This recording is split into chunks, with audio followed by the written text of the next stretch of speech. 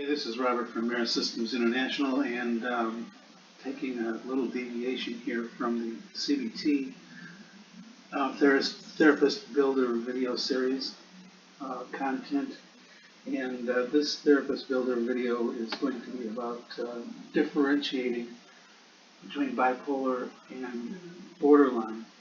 There are a lot of people who are diagnosed as bipolar, and I believe that that diagnosis may be a misdiagnosis. So let's get into this. I'm on the main quick client screen, and we've got Jane Doe loaded. Let's go over to view assessments here. And again, this is a similar box that used to come up. You can go up to more assessments and get around that way, or you can click on the option that you want. Let me just show you real quick.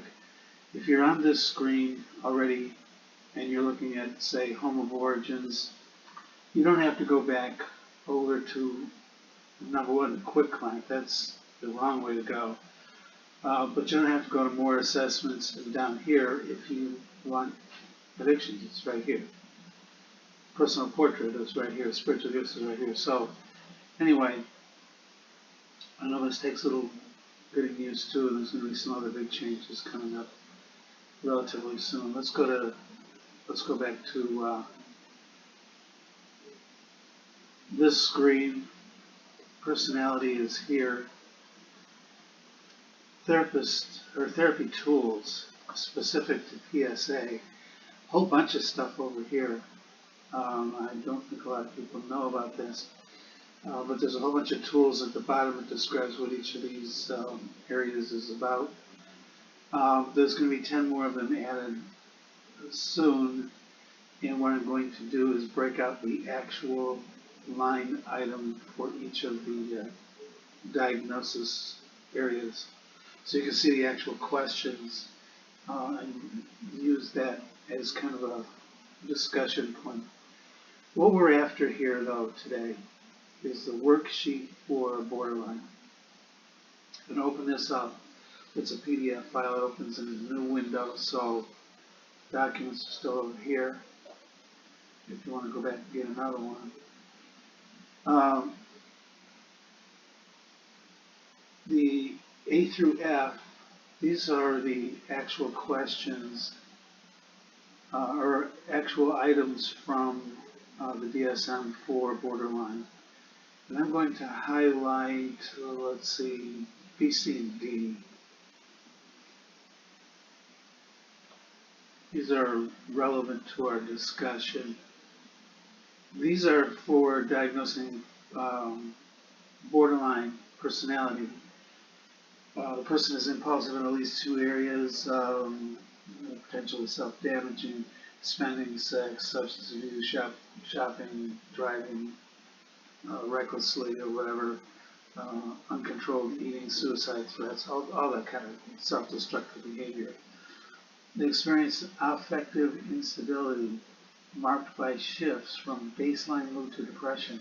Now, this is something that would be characterized in a lot of cases as bipolar, and it is not. The mood swings, or it may not be, let's say that. It may be part of bipolar, but it may also be part of borderline.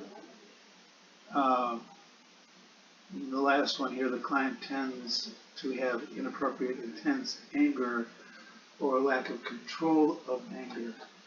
A lot of times this psychotic rage that borderlines go into can be misdiagnosed as bipolar because of the fact that it is so seemingly manic in its tendencies.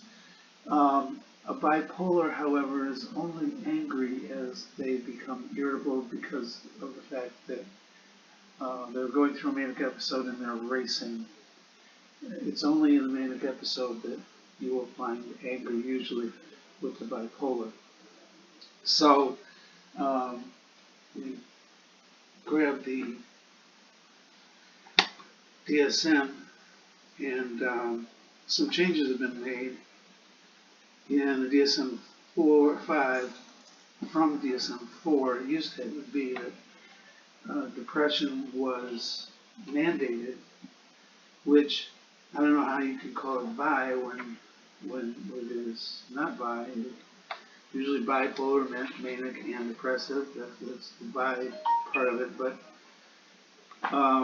there's something new that they're talking about, and that is unipolar, where it's only manic episodes. That would be defined under other specific bipolar and related disorders, page 148. You look down there and there's kind of a bunch of catch-alls, as there is with every diagnosis at the end of it. I'm on page 125 though. 124 actually, and this is the definition of a manic episode, and manic episodes are required for a bipolar diagnosis. A distinct period of abnormally and persistent, elevated, expansive, or irritable mood, and so on, activated energy and all that kind of stuff. But the key here is that it's got to go on for 7 days, present most of the day, and nearly every day for a duration of 7 days. Most people who have a hypomanic episode are diagnosed as bipolar, when that is probably not the case.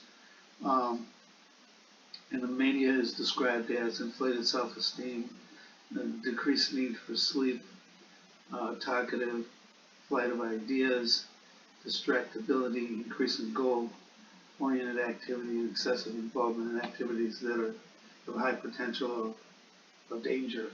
That's the B here in borderline, in impulsivity in 2 areas or more. So, and then there's the mood instability that is a possibility between the two.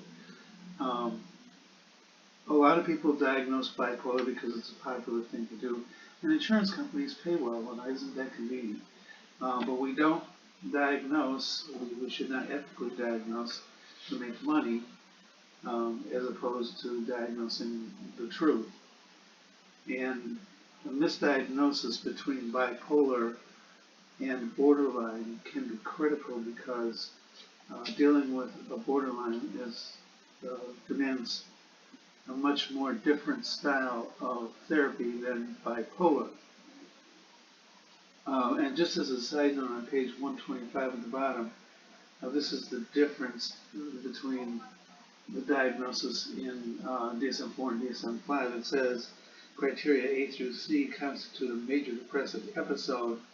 Major depressive episodes are common in bipolar 1 disorder, but are not required. I believe in DSM-4, and I could be wrong, but I believe that some type of depressive disorder was mandated in order to constitute the bi, or the 2 sides of the disorder. So watch out for that, but the key here is to use PSA whenever you have someone who appears to be having manic episodes. A lot of times a person will be diagnosed as bipolar if they have a rage event. Well, rage events are part of borderline. They're not necessarily part of bipolar unless the person's irritated. A person will go off and freak out, have a psychotic rage episode, and the therapist will hear about that and say, well, that's mania, and immediately diagnose them as bipolar. Actually, when the person says, I went off and I threw stuff, broke stuff, punched holes in the walls, you need to be looking at borderline. So I just wanted to put this out there as a therapist builder event, and I hope this in some way helps you. When diagnosing this, look at it very, very, very carefully, and use PSA to look for that elevated borderline.